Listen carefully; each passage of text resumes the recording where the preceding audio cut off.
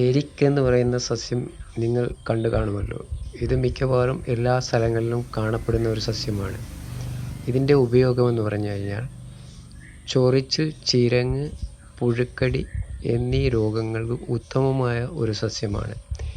ഇത് ചെറുതായി അരിഞ്ഞ് ശുദ്ധമായ വെളിച്ചെണ്ണയിൽ മൂപ്പിച്ച് അതിനകത്ത് ഇതിൻ്റെ ഇലകൾ ലയിപ്പിച്ചതിന് ശേഷം എക്സ്റ്റേണൽ യൂസായിട്ട് ഉപയോഗിക്കാൻ പറ്റുന്ന ഒരു സസ്യമാണിത്. ഒരാഴ്ചക്കുള്ളിൽ പുഴുക്കടി, ചിരങ്ങ്, ചൊറിച്ചിൽ എന്നിവ മാറിക്കിട്ടും. അതിനകത്ത് തർക്കമില്ല. ഇതിൻ്റെ പേരാണ് എരിക്ക്. എല്ലാ സ്ഥലങ്ങളിലും സുലഭമായി കിട്ടുന്ന ഒരു സസ്യമാണ്.